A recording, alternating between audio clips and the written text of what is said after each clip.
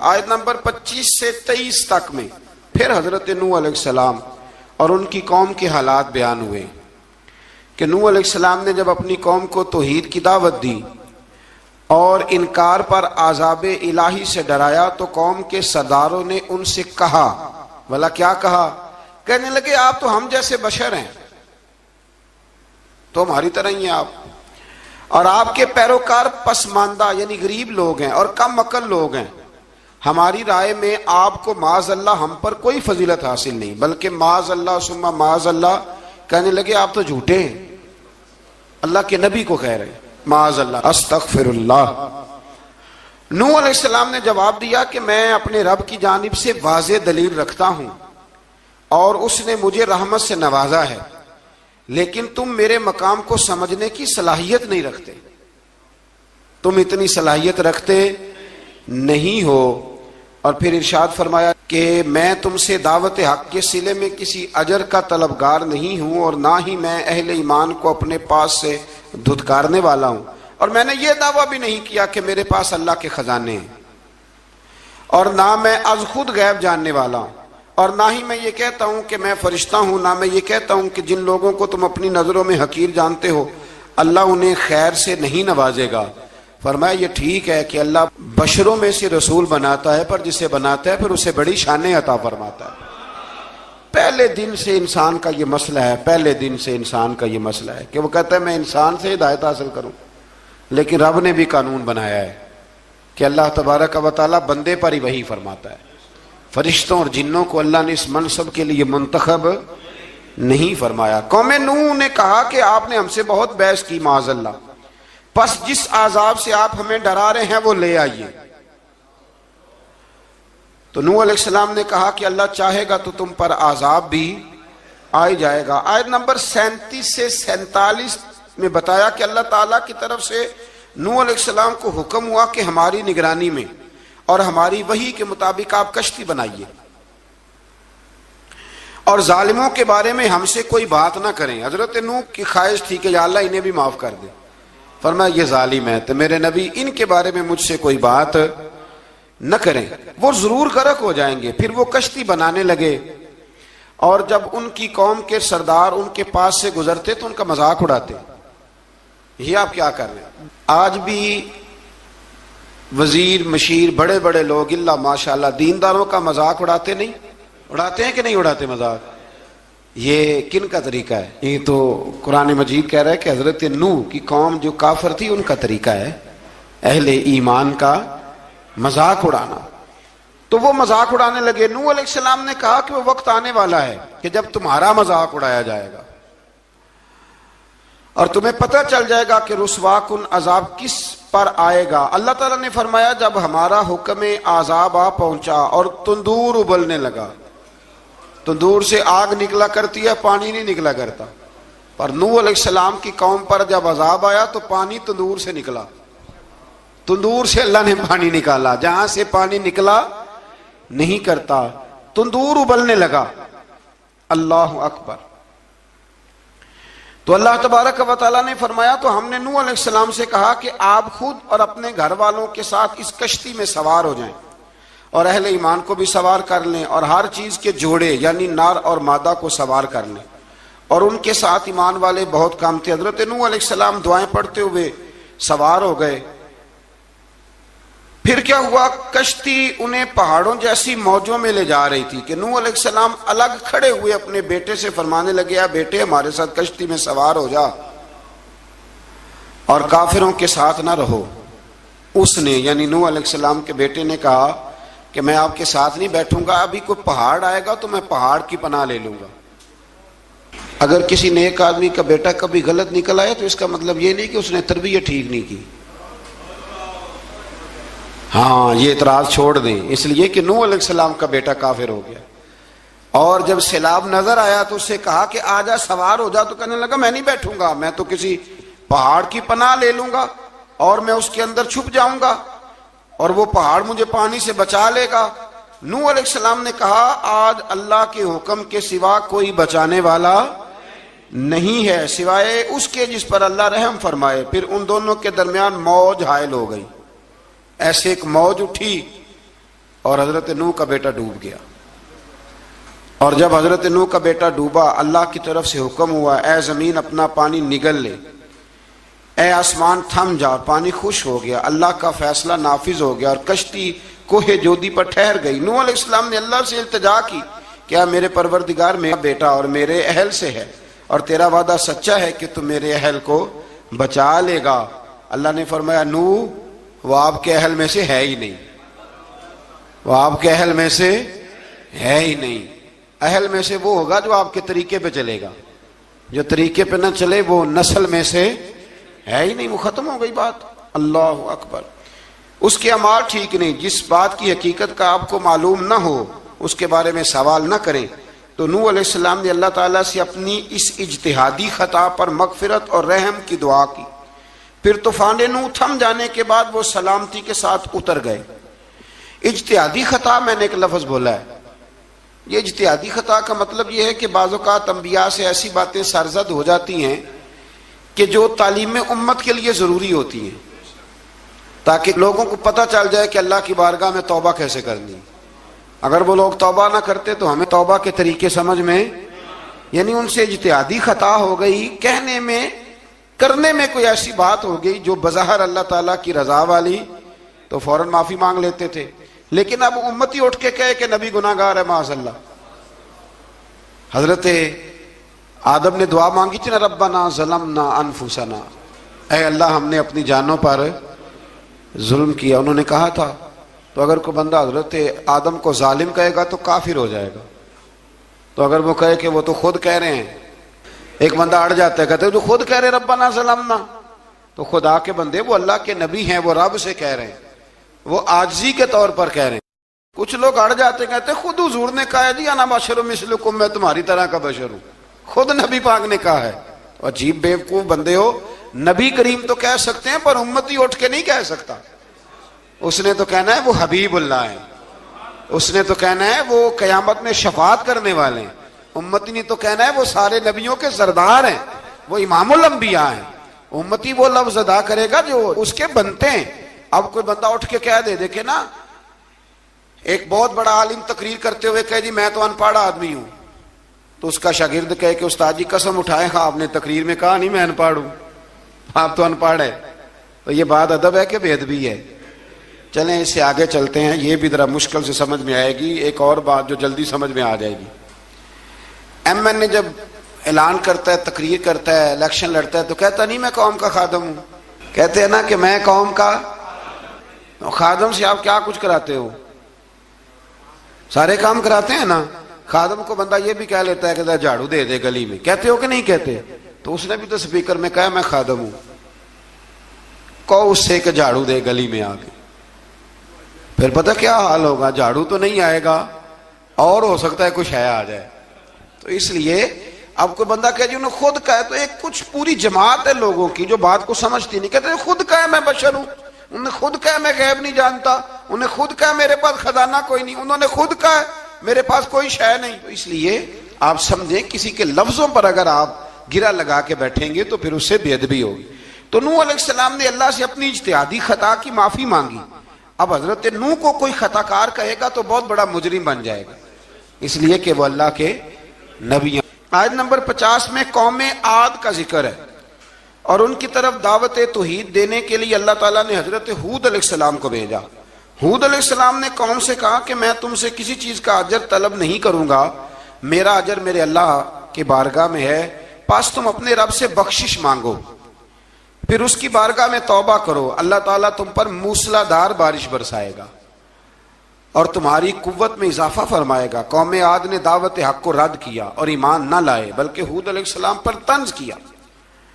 وہ کہنے لگے کہ ہمارے تو معبودوں نے, ہمارے بتوں نے معاذ اللہ آپ کو پاگل بنا دیا ہے, آپ کو مجنون بنا دیا ہے. الٹا حضرت ہود کو کہنے لگے اس لیے آپ ایسی باتیں کرتے ہیں. ہود علیہ السلام نے کہا میں اللہ کو گواہ بناتا ہوں اور تم بھی گواہ رہنا کہ میں تمہارے شرک سے بری ہوں, اور میں اللہ پر توکل کرتا ہوں, اور میں نے رسالت کا حق ادا کر دیا ہے. آیت نمبر 58 میں اللہ تعالیٰ نے فرمایا جب ہمارے عذاب کا وقت آ گیا تو ہم نے اپنی رحمت سے ہود اور ان کے ساتھ مومنوں کو نجات عطا کی. قوم عاد نے اللہ کی نشانیاں اور رسولوں کو جھٹلایا اور دنیا اور آخرت میں لعنت کے حقدار ہوئے۔ آیت نمبر 61 میں پھر سے حضرت صالح علیہ السلام اور ان کی قوم سمود کے حالات کو بیان کیا گیا ہے۔ حضرت صالح نے کہا ہے میری قوم اللہ وحدہ لا شریک کی عبادت کرو، اس سے بخشش طلب کرو، اس کی بارگاہ میں توبہ کرو، اس نے تمہیں زمین سے پیدا کیا ہے، اس پر آباد کیا ہے۔ جواب دیا ہے صالح ہمارے آباء و اجداد کے معبودوں کی عبادت کو روکنے سے پہلے ہمیں آپ سے بڑی امیدیں تھیں، اور اب آپ ہمیں روکنے لگ گئے ہیں باپ دادا کے دین سے، لیکن اب ہمیں آپ کی دعوت کے بارے میں شکوک ہیں۔ صالح علیہ السلام نے اپنی قوم سے کہا کہ یہ اللہ کی اونٹنی ہے اور یہ تمہارے لیے نشانی ہے، اسے چرنے کے لیے آزاد چھوڑ دو اور اسے تکلیف نہ دینا۔ اللہ اکبر، ورنہ تمہیں عذاب پہنچے گا۔ انہوں نے اونٹنی کی کونچیں کاٹ ڈالی۔ صالح علیہ السلام نے کہا تم صرف 3 دن اپنے گھروں میں مزے اٹھا لو، 3 دن، پھر اللہ کا یقینی عذاب آئے گا۔ پھر ایک چنگاڑ نے ان کو آ دبوچا، وہ اپنے گھروں میں گھٹنوں کے بل اوندے پڑے رہ گئے۔ صرف صالح علیہ السلام ان کے ساتھ اہل ایمان اس عذاب سے بچے۔ یہ 3 قوموں کا ذکر ہو گیا، نوح علیہ السلام کی قوم کا بھی، ہود علیہ السلام کی قوم کا بھی، اور حضرت صالح علیہ۔ آگے اللہ تبارک و تعالیٰ نے آیت نمبر 69 میں اس بات کا بیان فرمایا کہ حضرت ابراہیم علیہ السلام کے پاس فرشتے بشری شکل میں آئے، انسانی شکل میں۔ انہوں نے اجنبی مہمانوں کے لیے بچڑے کا بھنا ہوا گوشت تیار کرایا۔ آپ یقین کریں کچھ باتیں لوگ ایسی بیان کرتے ہیں کہ جن کو نہ سن کے بندے کا دل کرتا ہے کہ اس بندے کو بتائیں کہ یار یہاں تو دین سارا پڑھ۔ ایک صاحب مجھے کہنے لگے جی میں ایک پیر صاحب کے پاس گیا تھا تو بڑی مرغن غذائیں تھیں، انہوں نے میری بڑی خدمت کی پر مجھے نہیں اچھا لگا، پیروں کو چاہیے سادی روٹی رکھیں۔ میں کہ توں پیراں واسطے لسٹ بنا خاں انہوں نے کس طرح دا ہونا چاہیے۔ یہ بہت بڑی مصیبت ہے۔ اگر آپ سادہ کھانا کھلا دیں تب بھی اعتراض ہے، اچھا کھلا دیں کہنے رولا ہے کوئی پیر چوکھے مالدار میں، دونوں طرف سے مسئلہ۔ تو کہنے لگا جی نہیں پیروں کا کیا کام ہے، وہ کڑائیاں اور وہ سارے۔ تو پھر میں نے انہیں کہا کہ آپ اس طرح کریں، گھر جا کے نا تو 12ویں سپارے کی تلاوت کریں۔ حضرت ابراہیم نے اپنے مہمانوں کے لیے بھونا ہوا کھانا تیار فرمایا تھا۔ تو آپ کیا کہیں گے کہ حضرت ابراہیم درویش نہیں تھے؟ عجیب بات ہے بھائی، آپ ہر بات میں ہٹ جاتے ہیں۔ دین ہم نے وہ لینا ہے جو اللہ کا قرآن ہمیں دیتا ہے اور رسول اللہ کی حدیث ہمیں دیتی ہے۔ جب انہوں نے دیکھا کہ مہمان کھانے کی طرف ہاتھ نہیں بڑھا رہے تو ان کو ڈر محسوس ہوا۔ حضرت ابراہیم کو فرشتوں نے کہا کہ ہمیں قوم لوط علیہ السلام کے عذاب کے لیے بھیجا گیا ہے۔ حضرت ابراہیم کی بیوی کھڑی تھی، اس پر وہ مسکرائیں تو فرشتوں نے اللہ کی طرف سے انہیں حضرت اسحاق علیہ السلام اور اس کے بعد حضرت یعقوب علیہ السلام کی بشارت عطا۔ اسحاق علیہ السلام حضرت ابراہیم کے بیٹے ہیں اور یعقوب علیہ السلام پوتے ہیں، اور یعقوب علیہ السلام کے بیٹے یوسف علیہ السلام۔ ہاں اللہ اگر چاہے تو 7 نسلوں میں نبوت رکھ دیتا ہے اگر اس کی منشا ہو۔ تو حضرت یعقوب کی بشارت دی۔ انہوں نے حیرت سے کہا کہ ہم دونوں میاں بیوی تو بوڑھے ہیں، اس عمر میں اولاد کیسے ہوگی؟ تو فرشتوں نے جواب دیا اے ابراہیم کے گھر والو، تم پر اللہ کی رحمتیں اور برکتیں ہوں، اللہ کی قدرت پر تمہیں کیوں تعجب ہے؟ اللہ فرماتا ہے کہ بیٹے کی بشارت سن کر ابراہیم کا خوف دور ہو گیا اور پھر وہ قوم لوط کے بارے میں گفتگو کرنے لگے۔ ابراہیم بہت بردبار، اللہ سے آہوزاری کرنے والے اور اس کی طرف رجوع کرنے والے تھے۔ اللہ تعالیٰ نے حضرت ابراہیم علیہ السلام کو فرمایا اے ابراہیم اس گزارش سے آپ گریزاں رہیں، اس کا یقینی فیصلہ ہو چکا ہے اور ان پر نہ ٹلنے والا عذاب نازل ہو کے رہے گا۔ وہ کیا گناہ کرتے تھے؟ لوط علیہ السلام کی قوم کو میں نے بتایا تھا، مرد مردوں سے بدفعلی کرتے۔ تو حضرت ابراہیم نے بھی عرض کی، بار بار گزارش کی، بحث کی کہ اللہ مہربانی فرما ان کا عذاب۔ آپ دیکھیں نبیوں کے حوصلے کتنے بڑے ہیں، قومیں تنگ کرتی ہیں اور طرح طرح کی باتیں کرتی ہیں اور پیغمبر پھر بھی کہتے ہیں یا اللہ مہربانی فرما، اے اللہ ان سے عذاب۔ آیت نمبر 77 میں حضرت لوط علیہ السلام کی قوم کی بدعمالیوں اور لوط علیہ السلام کے اپنی قوم کو بدعمالیوں کے باعث فرشتوں کی آمد، قوم کے بدعمال لوگوں کے دوڑ کر آنے اور حضرت لوط کو ان کے سمجھانے اور ان کے انکار پر مضطرب ہونے کا ذکر ہے، جس پر فرشتوں نے حضرت لوط کو تسلی دی کہ آپ فکر نہ کریں، ہم آپ کے رب کے فرشتے ہیں، یہ آپ اور ہم تک نہیں پہنچ سکیں گے۔ آپ رات کے آخری حصے میں قوم کی طرف توجہ کیے بغیر ہجرت فرما لیں، اس لیے کہ صبح کے وقت ان پر عذاب آئے گا۔ جب اللہ کا عذاب آیا تو اس نے بستی کے اوپر کے حصے کو نیچے کر دیا اور قوم لوط کے اوپر اللہ کی طرف سے لگاتار نشان زدہ پتھر برسائے گئے، لگاتار پتھر آئے۔ آیت نمبر 84 میں اللہ تعالیٰ نے حضرت شعیب علیہ السلام اور ان کی قوم کا ذکر فرمایا ہے اور ان کے جرائم کو بیان کیا گیا ہے۔ وہ ناپ تول میں کمی کرتے تھے، دوسروں کو چیزیں کم تول کر دیتے تھے۔ اللہ تعالیٰ نے ان سے فرمایا کہ فساد فی الارض سے باز آؤ اور اپنے سے پہلے سرکش امتوں کا انجام دیکھ لو۔ جب حضرت شعیب کی نصیحتوں کا ان پر اثر نہ ہوا تو پھر اللہ تعالیٰ نے انہیں بھی عذاب سے ہلاک کر دیا۔ آیت نمبر 94 میں فرمایا کہ جب ہمارا عذاب آیا تو ہم نے اپنی رحمت سے حضرت شعیب اور ان پر ایمان لانے والوں کو بچا لیا، اور ظالموں کو ایک زبردست چنگاڑ نے پکڑ لیا تو صبح وہ اپنے گھروں میں اوندے منہ پڑے تھے، گویا وہ کبھی وہاں آباد تھے ہی نہیں۔ آیت نمبر 96 میں حضرت موسیٰ علیہ السلام کو عطا کیے جانے والے 9 معجزات کا ذکر ہے۔ پھر فرعون اور اس کے پیروکاروں کے باطل روش کے باعث ان کی ہلاکت کا بھی ذکر فرمایا، اور دنیا اور آخرت میں انہیں ملعون یعنی لعنتی قرار دیا۔ جن بستیوں کو اللہ تعالیٰ نے ہلاک کیا ان میں سے بعض کے آثار موجود ہیں اور بعض کے آثار تک معدوم ہو چکے۔ ان میں سے ہر بستی والے اپنے ظلم کے باعث ہی ہلاک ہوئے، اللہ تعالیٰ کسی پر ظلم نہیں فرماتا۔ لوگ خود اپنی جانوں پر ظلم کرتے ہیں، جو شخص عذاب آخرت سے ڈرتا ہے اس کے لیے اس میں نشانیاں موجود ہیں۔ آیت نمبر 106 سے اللہ تعالیٰ نے انجام کے اعتبار سے لوگوں کی 2 قسمیں بیان کی، 2 قسمیں فرمایا، ایک ہیں سعادت مند لوگ اور دوسرے ہیں بدبخت۔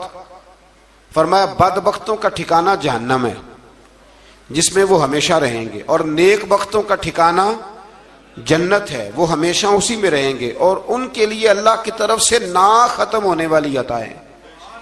آیت نمبر 110 میں حضور صلی اللہ علیہ وسلم کو تسلی دی گئی کہ جس طرح یہ لوگ قرآن کے بارے میں اختلاف کرتے ہیں، اسی طرح قوم موسیٰ نے تورات کے بارے میں بھی اختلاف کیا تھا، اور اللہ نے ان کے اعمال کا پورا بدلہ انہیں دیا۔ آیت نمبر 112 سے سرکشی کو چھوڑ کر احکامات دین پر استقامت اختیار کرنے اور ظالموں کے ساتھ میل جول رکھنے سے بچنے کا حکم دیا گیا ہے، اور فرمایا کہ ظالموں سے میل جول کا انجام دوزخ کی آگ ہے۔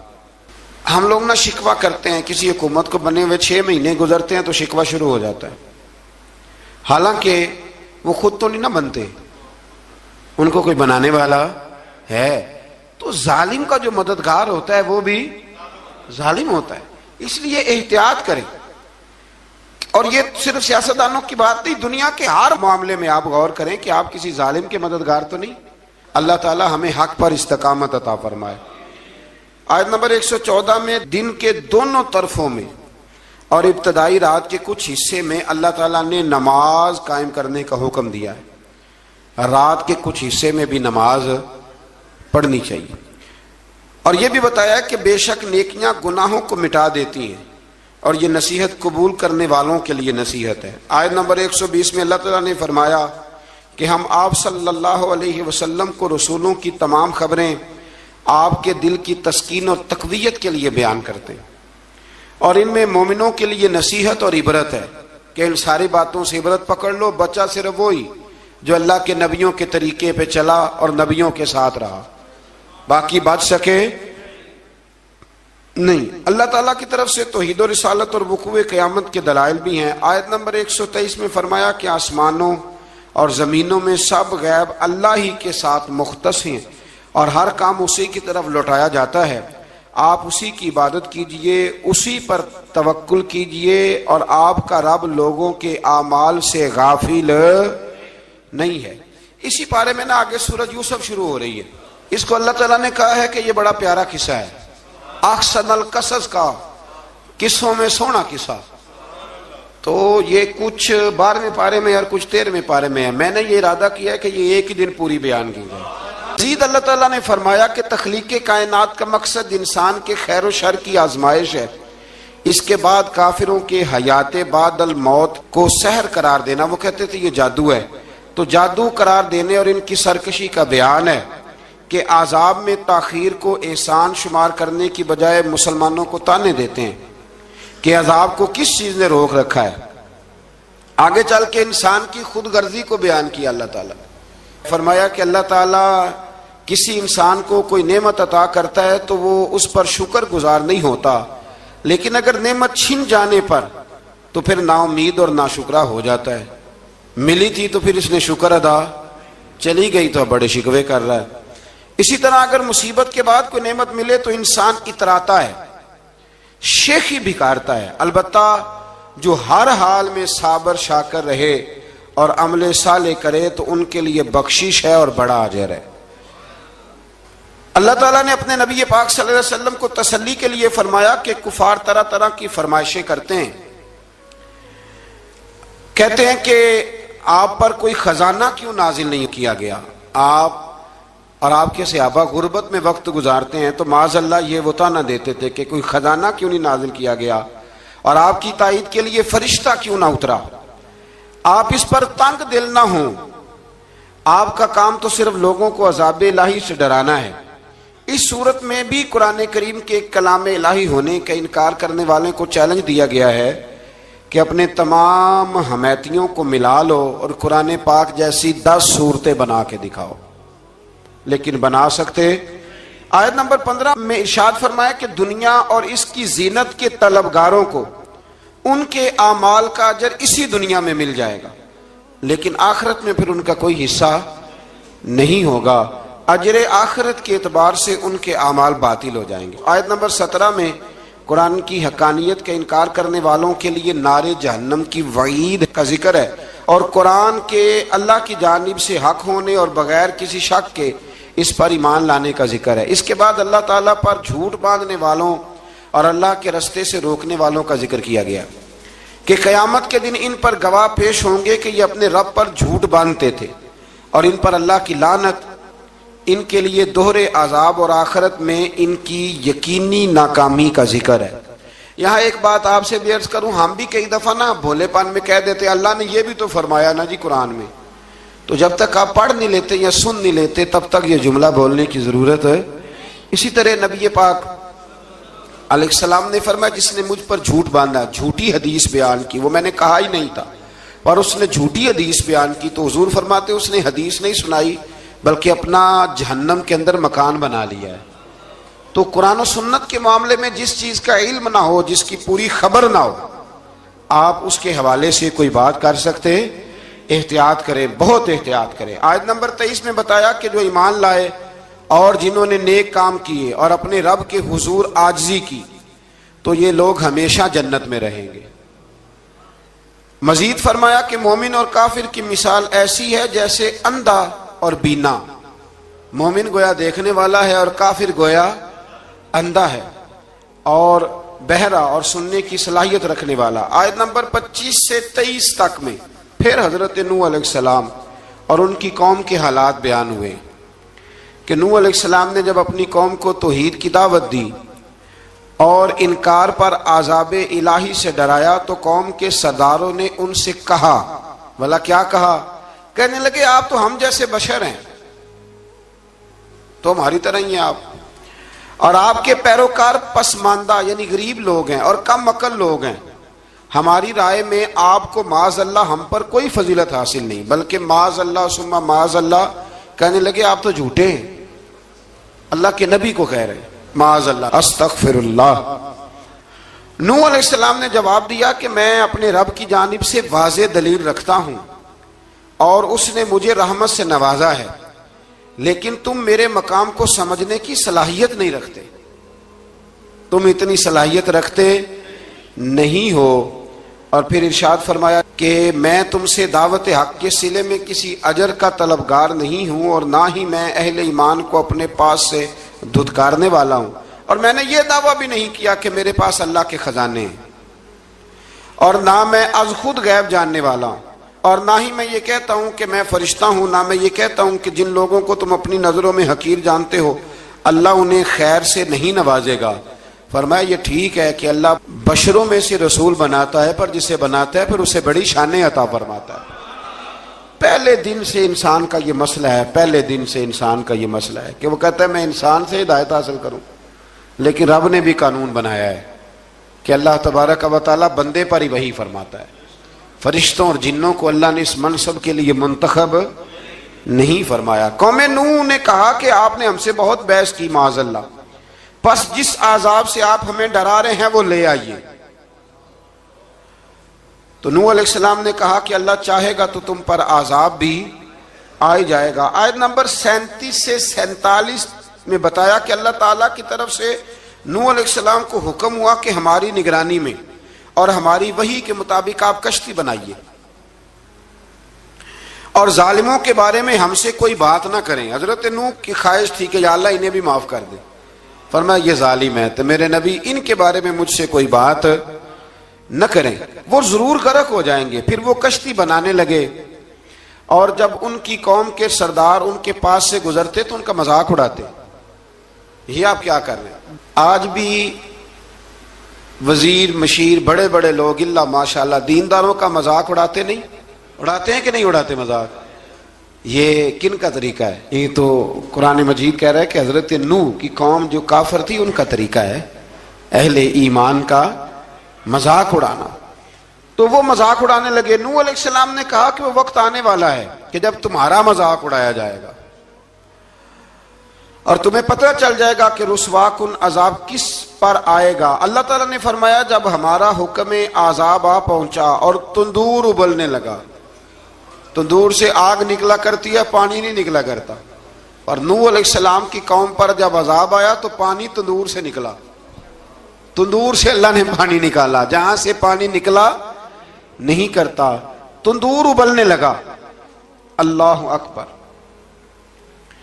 تو اللہ تبارک و تعالیٰ نے فرمایا تو ہم نے نوح علیہ السلام سے کہا کہ آپ خود اور اپنے گھر والوں کے ساتھ اس کشتی میں سوار ہو جائیں اور اہل ایمان کو بھی سوار کر لیں، اور ہر چیز کے جوڑے یعنی نر اور مادہ کو سوار کر لیں، اور ان کے ساتھ ایمان والے بہت کام تھے۔ حضرت نوح علیہ السلام دعائیں پڑھتے ہوئے سوار ہو گئے۔ پھر کیا ہوا؟ کشتی انہیں پہاڑوں جیسی موجوں میں لے جا رہی تھی کہ نوح علیہ السلام الگ کھڑے ہوئے اپنے بیٹے سے فرمانے لگے یا بیٹے ہمارے ساتھ کشتی میں سوار ہو جا اور کافروں کے ساتھ نہ رہو۔ اس نے یعنی نوح علیہ السلام کے بیٹے نے کہا کہ میں آپ کے ساتھ نہیں بیٹھوں گا، ابھی کوئی پہاڑ آئے گا تو میں پہاڑ کی پناہ لے لوں گا۔ اگر کسی نیک آدمی کا بیٹا کبھی غلط نکل آئے تو اس کا مطلب یہ نہیں کہ اس نے تربیت ٹھیک نہیں کی، ہاں یہ اعتراض چھوڑ دیں، اس لیے کہ نوح علیہ السلام کا بیٹا کافر ہو گیا۔ اور جب سیلاب نظر آیا تو اس سے کہا کہ آجا سوار ہو جا، تو کہنے لگا میں نہیں بیٹھوں گا، میں تو کسی پہاڑ کی پناہ لے لوں گا اور میں اس کے اندر چھپ جاؤں گا اور وہ پہاڑ مجھے پانی سے بچا لے گا۔ نوح علیہ السلام نے کہا آج اللہ کے حکم کے سوا کوئی بچانے والا نہیں ہے سوائے اس کے جس پر اللہ رحم فرمائے۔ پھر ان دونوں کے درمیان موج حائل ہو گئی، ایسے ایک موج اٹھی اور حضرت نوح کا بیٹا ڈوب گیا۔ اور جب حضرت نوح کا بیٹا ڈوبا اللہ کی طرف سے حکم ہوا اے زمین اپنا پانی نگل لے، اے آسمان تھم جا، پانی خوش ہو گیا، اللہ کا فیصلہ نافذ ہو گیا اور کشتی کوہ جودی پر ٹھہر گئی۔ نوح علیہ السلام نے اللہ سے التجا کی کیا میرے پروردگار میرا بیٹا اور میرے اہل سے ہے اور تیرا وعدہ سچا ہے کہ تو میرے اہل کو بچا لے گا۔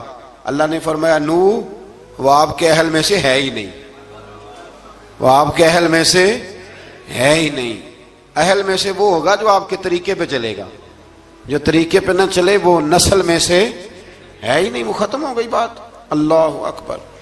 اس کے اعمال ٹھیک نہیں، جس بات کی حقیقت کا آپ کو معلوم نہ ہو اس کے بارے میں سوال نہ کریں۔ تو نوح علیہ السلام نے اللہ تعالیٰ سے اپنی اس اجتہادی خطا پر مغفرت اور رحم کی دعا کی۔ پھر طوفان نوح تھم جانے کے بعد وہ سلامتی کے ساتھ اتر گئے۔ اجتہادی خطا میں نے ایک لفظ بولا ہے، یہ اجتہادی خطا کا مطلب یہ ہے کہ بعض اوقات انبیاء سے ایسی باتیں سرزد ہو جاتی ہیں کہ جو تعلیم امت کے لیے ضروری ہوتی ہیں تاکہ لوگوں کو پتہ چل جائے کہ اللہ کی بارگاہ میں توبہ کیسے کرنی۔ اگر وہ لوگ توبہ نہ کرتے تو ہمیں توبہ کے طریقے سمجھ میں، یعنی ان سے اجتہادی خطا ہو گئی، کہنے میں کرنے میں کوئی ایسی بات ہو گئی جو بظاہر اللہ تعالیٰ کی رضا والی، تو فوراً معافی مانگ لیتے تھے، لیکن اب امتی اٹھ کے کہے کہ نبی گناہ گار ہے معاذ اللہ، حضرت آدم نے دعا مانگی تھی نا، ربنا ظلمنا انفسنا، اے اللہ ہم نے اپنی جانوں پر ظلم کیا. انہوں نے کہا تھا تو اگر کوئی بندہ حضرت آدم کو ظالم کہے گا تو کافر ہو جائے گا.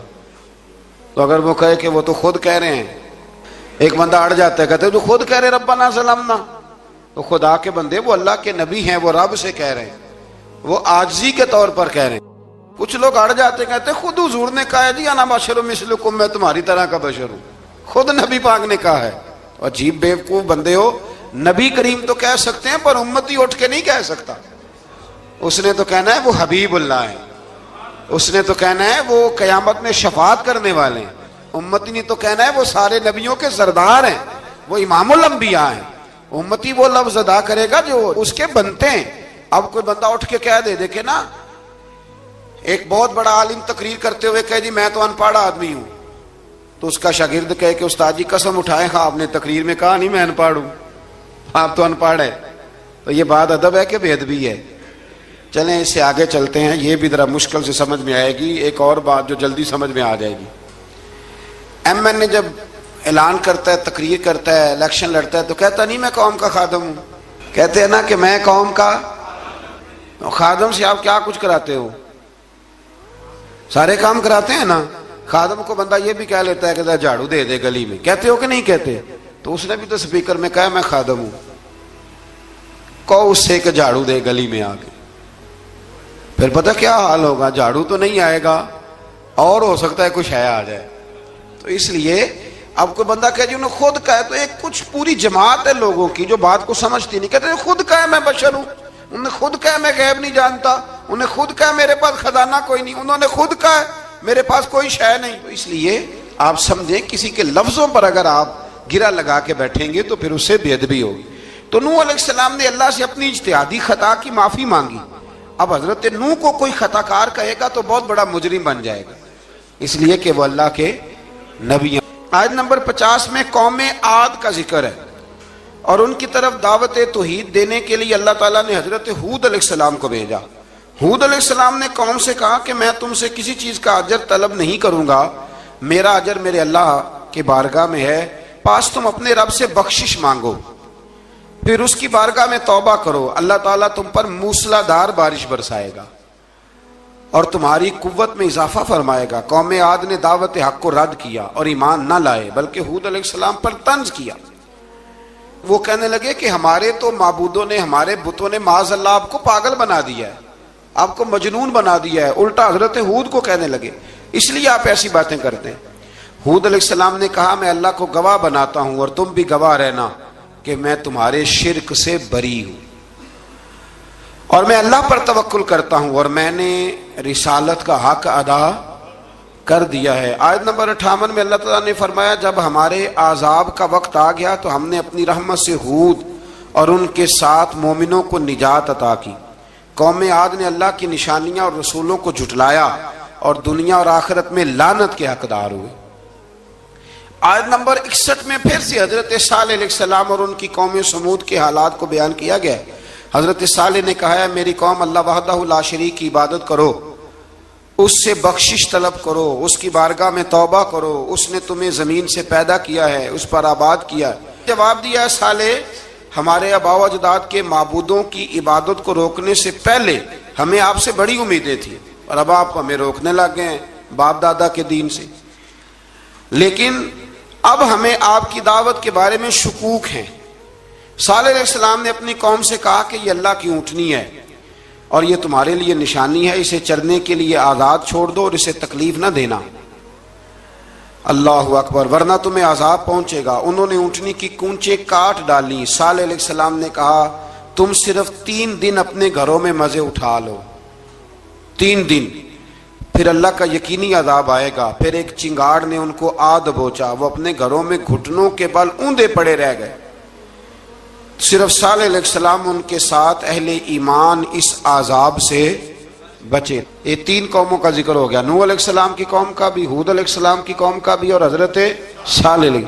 آگے اللہ تبارک و تعالیٰ نے آیت نمبر 69 میں اس بات کا بیان فرمایا کہ حضرت ابراہیم علیہ السلام کے پاس فرشتے بشری شکل میں آئے، انسانی شکل میں. انہوں نے اجنبی مہمانوں کے لیے بچڑے کا بھنا ہوا گوشت تیار کرایا۔ آپ یقین کریں کچھ باتیں لوگ ایسی بیان کرتے ہیں کہ جن کو نہ سن کے بندے کا دل کرتا ہے کہ اس بندے کو بتائیں کہ یار یہاں تو دین سارا پڑھ۔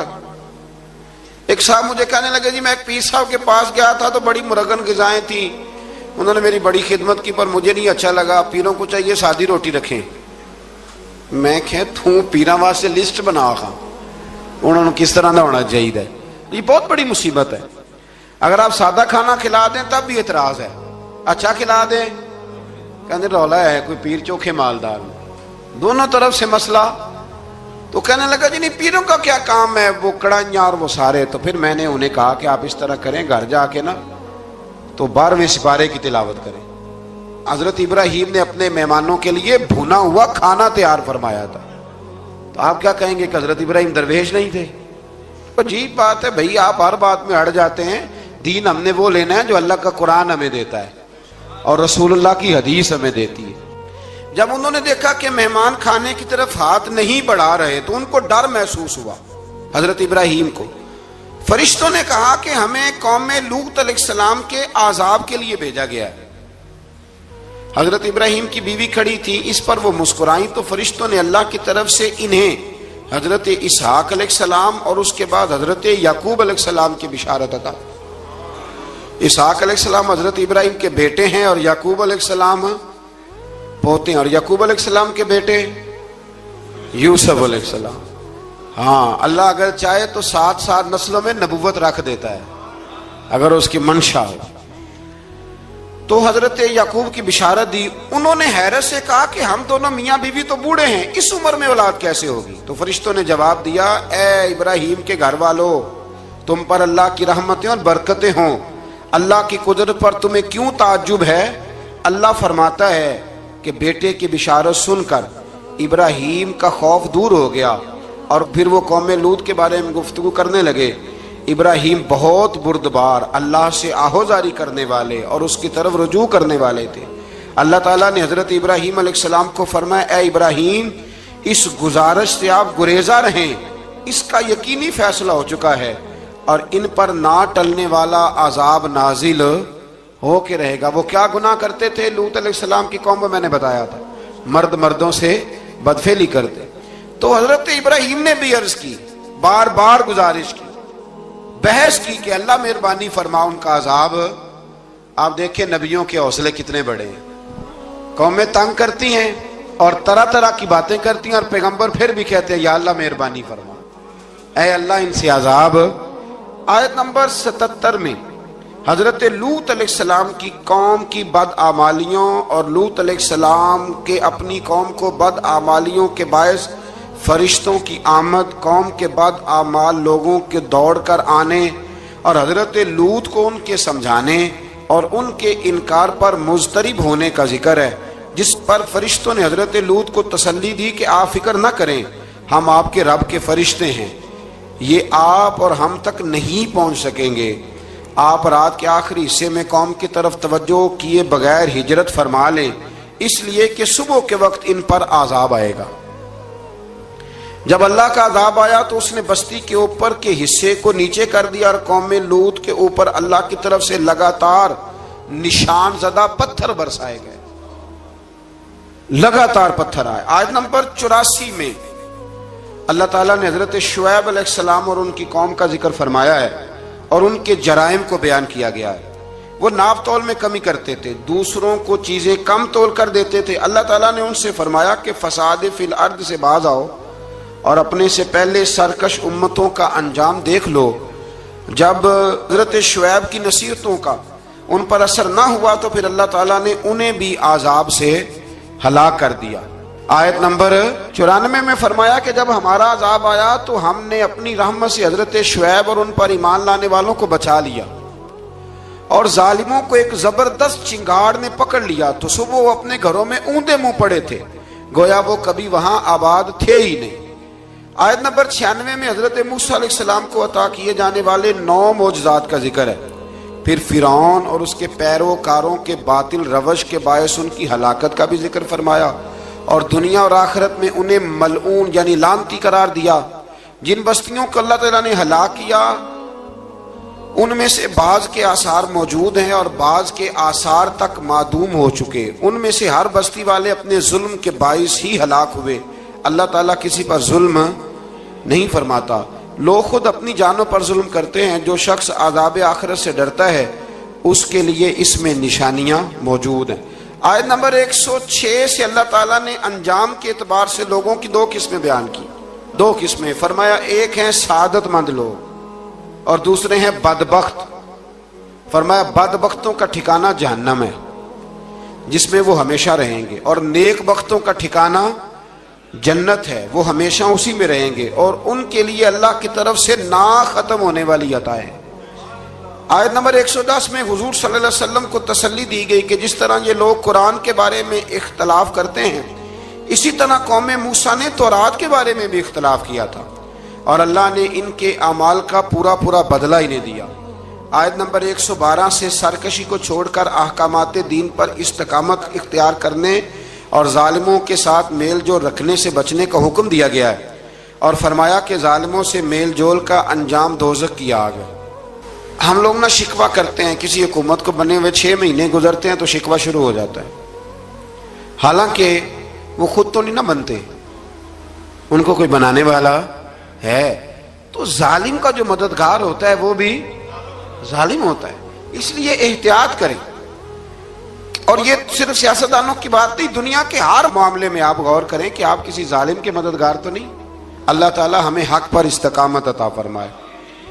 آیت نمبر 114 میں دن کے دونوں طرفوں میں اور ابتدائی رات کے کچھ حصے میں اللہ تعالیٰ نے نماز قائم کرنے کا حکم دیا ہے، رات کے کچھ حصے میں بھی نماز پڑھنی چاہیے، اور یہ بھی بتایا کہ بے شک نیکیاں گناہوں کو مٹا دیتی ہیں، اور یہ نصیحت قبول کرنے والوں کے لیے نصیحت ہے۔ آیت نمبر 120 میں اللہ تعالیٰ نے فرمایا کہ ہم آپ صلی اللہ علیہ وسلم کو رسولوں کی تمام خبریں آپ کے دل کی تسکین اور تقویت کے لیے بیان کرتے ہیں، اور ان میں مومنوں کے لیے نصیحت اور عبرت ہے کہ ان ساری باتوں سے عبرت پکڑ لو، بچہ صرف وہی جو اللہ کے نبیوں کے طریقے پہ چلا اور نبیوں کے ساتھ رہا، باقی بچ سکے نہیں۔ اللہ تعالیٰ کی طرف سے توحید و رسالت اور وقوع قیامت کے دلائل بھی ہیں۔ آیت نمبر 123 میں فرمایا کہ آسمانوں اور زمینوں میں سب غیب اللہ ہی کے ساتھ مختص ہیں، اور ہر کام اسی کی طرف لوٹایا جاتا ہے،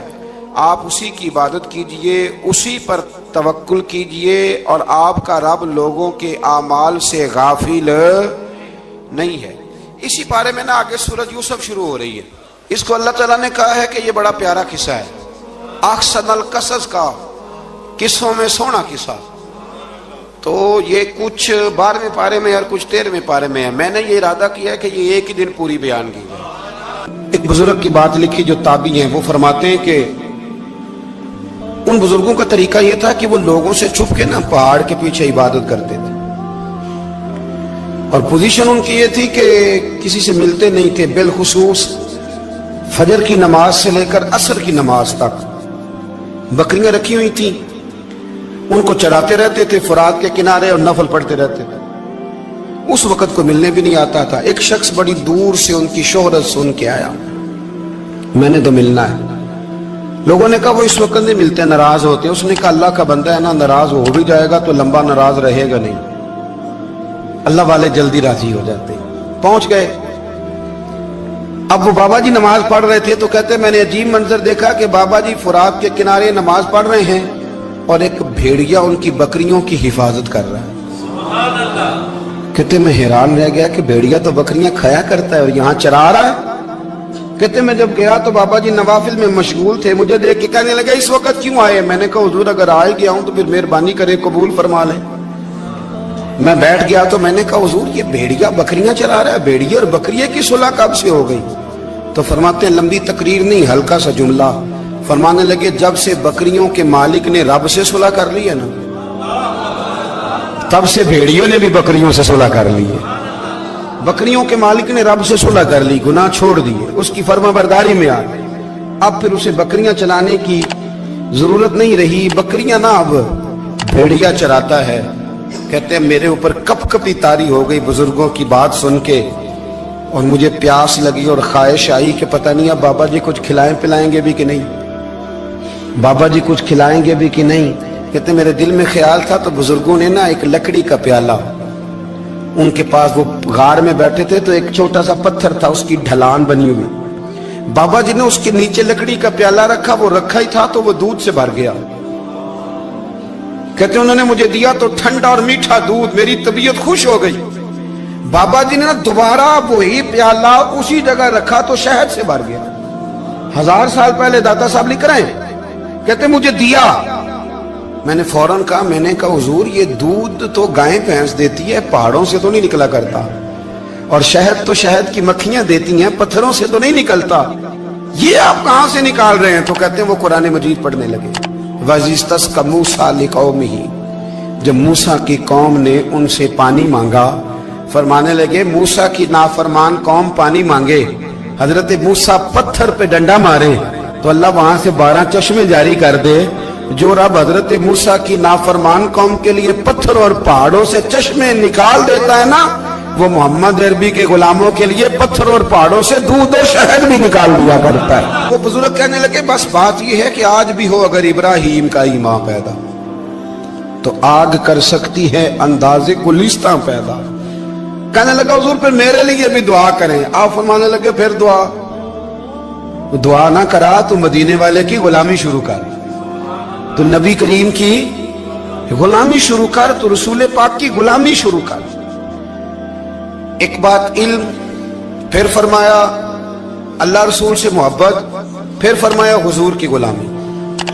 इससे सारे मुकाशिफात खुलेंगे, इससे सारे मुशाहदात खुलेंगे, इसी से करामतें मिलेंगी, इसी से मकबूलियत होगी, इसी से अल्लाह नबी की बारगाह में दर्जा मिलेगा। फिर दाता साहब आगे बढ़ते और दाता साहब फरमाते सूफिया की एक जमात है जो कहती है हमने तो कभी अपनी जुबान पर दुख बयान ही नहीं किए, हर शय अपने रब रसूल के हवाले कर दी, हर शय अल्लाह रसूल के। और दाता साहब कहते हैं कुछ ऐसे भी हैं जो दुआ भी नहीं मांगते, लोगों के लिए मांगते हैं, अपने लिए नहीं मांगते। आप दुआ क्यों नहीं मांगते? तो कहते हैं अल्लाह को तो पता ही है हमें क्या चाहिए, उसे तो पता ही है। एक बुजुर्ग की बात लिखी है दाता साहब ने, मेरी जमात में ना मिजाज है करामतों का, मुझे वो सारी बातें भी आती हैं कि एक बंदा कराची से आया, दाता साहब हाजिरी दी तो उसकी लॉटरी निकल आई, ये भी मुझे आती है, लिखी पढ़ी है मैंने, किताबों में है ये भी। एक बंदा, ये सारी बातें ना आती हैं करामतों में, बड़ी सारी चीजें लोग बयान करते हैं कि मैं वहां आया और मैंने हाजिरी दी तो मौज लग गई, ये सारी बातें आती हैं। हमारे पुराने बुजुर्ग और भी किस्से सुनाया करते थे, सारी हमें चीजों का पता, पर जो उन्वान है ना वो हजरत शेख अबू नूर कहते हैं कि एक बंदा दाता साहब के मजार पे घूम रहा था, दाता 10 रुपए दे, 10 रुपए दे, 10 रुपए दे। तो एक बंदा बड़ी देर से उसे देख रहा था, वो कहने लगा दाता ने तुझे क्या देना है, इधर आ मैं दूं। उसने 10 दिए, बंदा बड़ा हसीन था, हंस पड़ा, कहने लगा दाता तेरे भी सदके जाऊं। दिलाने लगा तो मुनकर से ही दिलवा दिए, जो नहीं मानता उसी से दिलवा दिए। वो बड़ा परेशान हुआ, मैं और चक्कर में था, इसने मेरे ऊपर ही जड़ दी है बात, कहने लगा दाता तेरे सदके जाऊं। तो ये सारी बातें किताबों में मौजूद हैं, लोगों ने अपने अपने मुशाहिदात जो जिसके साथ पेश आया उसने बयान किए हैं। बहुत सारी बातें काबिले बयान हैं, पर जो उन्वान है मैं उस पर रहना चाहता हूं। दाता साहब रहमतुल्लाह अलैह फरमाते हैं हमारी तालीमात हैं कि अपने दुख दर्द दुनियादारों से बयान नहीं करने, सवाल का दरवाजा लोगों के सामने खोलना। अल्लाह वालों से कहेंगे कभी कहना होगा तो दुनियादारों से कहना। कहते हैं शेख अहमद नाम के बुजुर्ग थे, सारी जिंदगी किसी को काम नहीं बताया, सारी जिंदगी बड़ी मुश्किलात आई, पर कभी अपनी जात पर सवाल का दरवाजा नहीं खोला। एक ऐसी मुश्किल आई कि जो हल ही नहीं होती थी, किसी ने उन पर कोई इल्जाम लगा दिया। अबू मुस्लिम नाम का एक बादशाह था, उसकी हुकूमत थी, उसने पकड़ के कैद में डाल दिया। अब कैद में है, जुर्म लग गया है, फर्दे जुर्म आयद हो गई है, जेल में है। लोग कहने लगे हजरत जी अपनी सफाई में कुछ कहें, और मानने लगे सारी जिंदगी बंदों से कुछ नहीं कहा, अल्लाह रसूल को पता है मैं बेगुनाह हूं, मुझे कहने की जरूरत नहीं। दाता गानी बख्श अली हजवेरी ने लिखा है, दाता साहब कहते हैं तू यकीन कामिल तो पैदा कर, तू ईमान तो पुख्ता कर। दाता साहब कहते हैं वो अबू मुस्लिम जो बादशाह था वो नेक आदमी था, उसे रात को ख्वाब में नबी करीम की जियारत नसीब हुई और हुजूर सैयद आलम सल्लल्लाहु अलैहि वसल्लम फरमाने लगे तूने अल्लाह का एक नेक बंदा जेल में डाल दिया। डर नहीं आता, वो तो बेगुनाह है। बादशाह आधी रात को खुद उठा। दादा साहब फरमाते हैं किसी गार्ड को नहीं भेजा, पुलिस वाले को नहीं भेजा, जेलर से नहीं, खुद गया, जाके जेल का दरवाजा खोला। दरवाजा खोल के उस दरवेश को आजाद किया। कहने लगा बाबा जाओ, मुझे पता चल गया बेगुनाह है। बाबा जी सलाम करके जाने लगे तो बादशाह फिर आगे आया, हाथ बांधे, हाथ चूमे, कहने लगा हुजूर आप बड़े नेक हैं, मेरे लिए कोई हुक्म हो तो बताइएगा, मेरे लायक को खिदमत हो तो बताइएगा। तो शेख अहमद फरमाने लगे तुझे अभी भी समझ नहीं आई, तुझे अभी भी नहीं समझ आई। कहने लगा हुजूर क्या? फरमाने लगे जो तहज्जुद के वक्त तुझे उठा के मुझे रिहा करने भेज सकते हैं वो मेरी कोई जरूरत बाकी रहने देंगे? मुझे कोई जरूरत पड़ेगी किसी और को कहने की? जो तहज्जुद के वक्त तुझे उठा के भेजते हैं कि जा खोल जाके दरवाजा, वो जरूरत रखेंगे मेरी?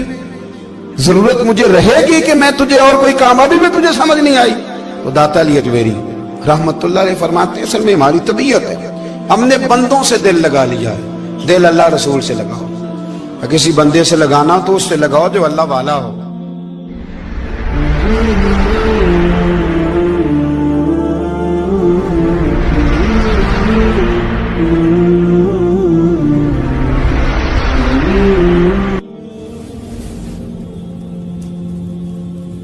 ये वाला रंग तेरे अंदर कोई नहीं। अबू सुफियान आए उन दिनों जिन दिनों हालात बड़े कठिन थे, इख्तलाफ शिद्दत का था। अबू सुफियान आए हुजूर की बारगाह में। आए किस लिए? मक्के में कहत पड़ गया है, बारिश नहीं होती।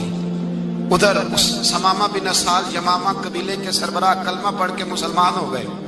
सारी गंदम उस कबीले से आती थी। समामा कहने लगा तुम मेरे मुस्तफा को नहीं मानते, कोई गंदम नहीं, भाग जाओ।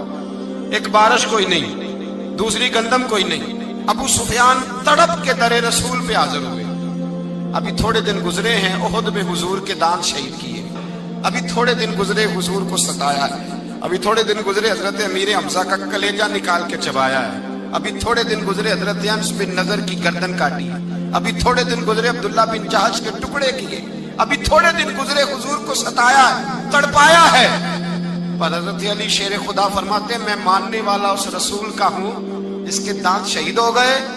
ओहद के अंदर सारी दाढ़ी लहू से भर गई। फरमाते मैं रो पड़ा और मैंने कहा महबूबा आप नहीं मुझसे बर्दाश्त होता, दुआ करें अल्लाह इन पे अज़ाब नाज़िल करे। उठाए हाथ, आप दुआ करेंगे तो अल्लाह तबारक व तआला दो पहाड़ियों में पीस डालेगा। हजरत अली कहते हैं मैंने अर्ज की तो हुजूर ने हाथ उठाए और दुआ क्या दी, अल्लाहुम्मा हदी कौमी फइन्नहुम ला यअलमून। अल्लाह मेरी कौम को हिदायत दे दे, ये जानते नहीं ये क्या कर रहे हैं। अल्लाह इन्हें हिदायत दे। ये इखलाक हसना का मेयार। थोड़े दिन पहले हुजूर के साथ ये रवैया। अबू सुफियान अब बेहाल हो गए, बच्चे भूख से मरने लगे, जानवर प्यास से मरने लगे।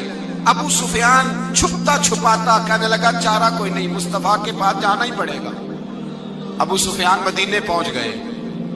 जब पहुंचे ना तो अबू सुफियान की अपनी साहिबजादी हजरत उम्मे हबीबा उम्मुल मोमिनीन थी, रसूलुल्लाह की ज़ौजा थी। अबू सुफियान जब आए तो हजरत उम्मे हबीबा के पास सीधे उनके घर गए बेटी से मिलने। हुजूर का बिस्तर बिछा हुआ था। हजरत उम्मे हबीबा हुजूर की ज़ौजा उम्मुल मोमिनीन बिस्तर बिछा है। अबू सुफियान बैठने लगे। जनाब उम्मे हबीबा कहने लगी अब्बा जी ठहर जाएं। वो ठहरे तो बिस्तर समेट दिया। कहने लगे बेटी शायद तेरे घर में कोई कीमती बिस्तर नहीं, गुर्बत छुपाने के लिए बिस्तर समेट रही हो। जनाब उम्मे हबीबा कहने लगी अब्बा तो मुसलमान नहीं ना हुआ, अभी तेरी सोच काफिरों जैसी है। तू यहाँ आके खड़ा हो ना जहाँ मैं खड़ी हूँ, फिर तुझे रसूलुल्लाह की मोहब्बत के रंग का पता चले। तू अभी खड़ा वहां है जहाँ तुझे कुफर ही कुफर सुनाई और सुझाई देता है। बिस्तर इसलिए नहीं समेटा कि माज अल्लाह कम कीमत था, मैंने इसलिए समेटा है कि तू नजस है, नापाक है, अभी कलमा नहीं पढ़ता। और ये उस रसूल का बिस्तर है कि जो बिस्तर में मौजूद होते हैं तो जिब्रील अमीन कुरान लेके तशरीफ ले आते हैं। तेरा वजूद इस काबिल नहीं कि यहाँ बिठाया जाए। नबी पाक सल्लल्लाहु अलैहि वसल्लम की बारगाह तक अबू सुफियान आए। अबू सुफियान कहते मुझे उम्मीद नहीं थी, अभी सोच नहीं ना बदली थी। कहते मुझे उम्मीद नहीं थी, मेरा ख्याल था वो शिकवे करेंगे, शिकायतें करेंगे, वो कहेंगे तुमने भी तो बड़ा कुछ किया है ना। अबू सुफियान कहते मैं कुर्बान जाऊं میں نے یہ رنگ دیکھا تو مدینے کی فضا ویسے ہی بڑی ٹھنڈی تھی، لیکن مصطفیٰ کریم کے ساتھ جب میں نے بات کی تو میرے وجود پر گریا طاری ہو گئی، میرے اوپر کیفیت طاری ہو گئی، میں تڑپنے لگا۔ کہتے ہیں میں نے کہا محبوبہ میں آیا ہوں، آپ کا کلمہ پڑھتے ہی سمامہ نے گندم بند کر دی ہے، بارشیں رک گئی ہیں، مکے کے لوگ بھوک اور پیاس سے مرنے لگے ہیں، محبوبہ بیٹیاں روتی ہیں، یا رسول اللہ مائیں ان کی چھاتیوں میں دودھ خشک ہو گیا ہے، بچے بلکتے ہیں۔ ابو سفیان کہتے ہیں میں دشمن تھا، سارے مکے کے لوگ دشمنی کرتے تھے، لیکن جب میں نے یہ لفظ کہے نا، اچانک میری نظر اٹھی تو مصطفیٰ کریم کی تو آنکھیں آنسو برسا رہی۔ کہتے میری بات بھی مکمل نہ ہوئی، حضور نے پہلے رکا منگوایا، سمامہ کے نام فرمایا پہلے تو انہیں غلہ اپنی مرضی سے دیتا تھا، اب تیرے نبی کا حکم ہے کہ پہلے سے بڑھ کر تو انہیں غلہ دینا ہے۔ اور پھر میرے مصطفیٰ نے ہاتھ اٹھائے۔ او بھائی مشکل ہوتا ہے، مشکل ہوتا ہے، سگے بھائی کے لیے لوگ دعا نہیں کرتے، کہتے میرا شریکہ ہے، ساس بہو کے لیے بہو ساس کے لیے دعا نہیں مانگتی، کہتے اختلاف ہے، لوگ لوگوں کی زندگی نہیں مانگتے، بیماری میں شفا نہیں مانگتے۔ ابو سفیان کہتے ہیں آمنہ کے لال تیرے قربان جاؤں۔ حضور نے ہاتھ اٹھائے اور کہا اے اللہ مکے کی سنگلاخ پہاڑیوں پہ بارش برسا، اے اللہ کھیتیاں ہری کر دے، اے اللہ ماؤں کی چھاتیوں میں دودھ بھر دے، اللہ عورتوں کو تازگی دے دے، بچوں کو رانائی دے دے، پھلوں پھولوں کو تازگی دے دے۔ ابو سفیان کہتے پہلے حضور رو رہے تھے، اور جب نبی پاک کی دعا دیکھی تو میں نے رونا شروع کر دیا، میں نے رونا شروع کر دیا۔ کہتے واپس آیا تو وہ احساس کہ یار یہ میں کس شخص سے مل کے آیا ہوں، یہ کس قسم کے آدمی سے مل کے آیا ہوں، یہ کیسا رنگ ہے، یہ کس قسم کا انداز ہے کہ جس کو میں پتھر مارتا رہا وہ میرے لیے دعائیں لے کے بیٹھا ہوا ہے، جس کو ساری زندگی ستایا ہے وہ میرے بچے کے لیے روتا ہے، میری بیٹی کے لیے اس کی آنکھ میں آنسو ہیں، وہ ہمارے لیے تڑپ رہے ہیں۔ میرے بھائیوں، ابو سفیان کہتے ہیں پھر دوسرا جلوہ میں نے تب دیکھا جب حضور مکے آئے، اور میں تو آخر تک لڑنے آیا تھا نا، حدیبیہ تک۔ کہتے ہیں جب رسول پاک مکے آئے اور حضور نے اعلان معافی کیا تو بنتا تو یہ تھا کہ مجھے سزا ملتی، لیکن میرے مصطفیٰ کریم نے فرمایا جو ابو سفیان کے گھر میں چلا جائے گا میں اسے معاف کر دوں گا۔ کہتے ہیں میں نے کہا یہ میرے لیے کس قسم کی سزا تجویز کی ہے کہ میں عمر بھر دشمنی کرتا رہا اور یہاں رنگ عجیب ہے۔ حضور نے میرے لیے ہی اعزاز لکھ دیا، فرمایا جو ابو سفیان کی حویلی میں داخل ہو گیا میں نے معاف کیا۔ ابو سفیان کہتے ہیں پتہ نہیں کتنے پردے تھے جو اٹھ گئے، پتہ نہیں کتنی منزلیں تھیں جو طے ہو گئی، پتہ نہیں کتنے جلوے تھے جن کا نظارہ ہو گیا، اور میں نے غور سے چہرہ دیکھا تو میری آنکھوں سے پٹی اتر گئی اور مجھے عبداللہ کے یتیم بیٹے کے پیچھے محمد رسول اللہ کے جلوے نظر آنے شروع ہو گئے۔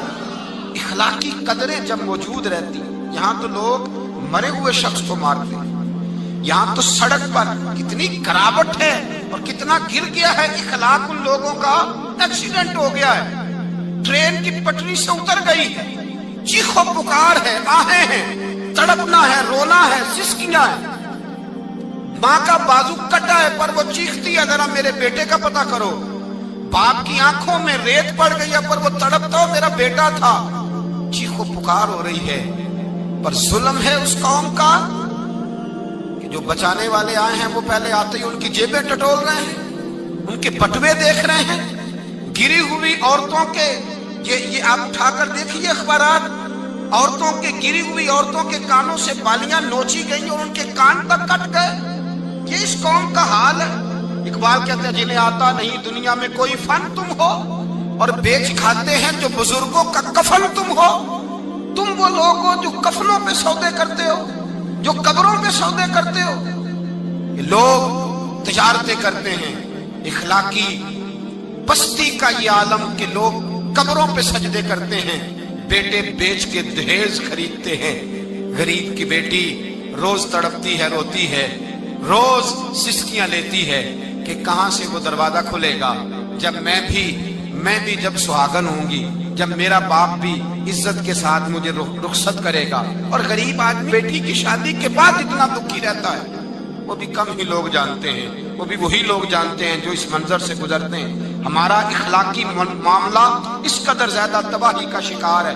میرے مصطفیٰ کریم سید عالم نور مجسم صلی اللہ علیہ وسلم جذبات کا خیال رکھتے، احساسات کا خیال رکھتے، تصورات کا. او بھائی، اس سے بڑا اخلاق کا مظاہرہ کہاں سے لینے جاؤ گے؟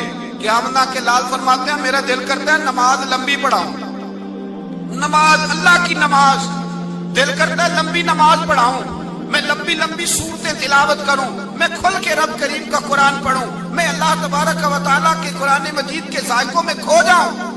لیکن حضور فرماتے ہیں نماز میں کسی بچے کے رونے کی آواز آتی ہے، کسی بوڑھے کی ہائے کی آواز آتی ہے، کسی بیمار آدمی کی ہائے کی آواز آتی ہے. نبی پاک فرماتے ہیں میں اللہ کی نماز چھوٹی کر دیتا ہوں، اللہ کے بندوں کا خیال کرتا ہوں. میں رب کی نماز چھوٹی کر دیتا ہوں، رب کریم کے بندوں کا خیال کرتا ہوں. خدا کے بندے تو ہیں ہزاروں، بنوں میں پھرتے ہیں مارے مارے، میں اس کا بندہ بنوں گا جس کو خدا کے بندوں سے. میرے حبیب کریم سید عالم صلی اللہ علیہ وسلم نے فرمایا اللہ کریم نے بندے کو، مخلوق کو پیدا کرنے سے پہلے جو تحریر سب سے پہلے لکھی تھی نا، اللہ نے اپنے پاس جو جملے سب سے پہلے لکھے تھے بندے بنانے سے بھی پہلے، وہ فکر یہ تھے کہ ان رحمتی سبقت اعلی غضبی. رب کریم نے لکھا تھا بے شک میری رحمت زیادہ ہے، میرا غضب زیادہ نہیں ہے. کمایا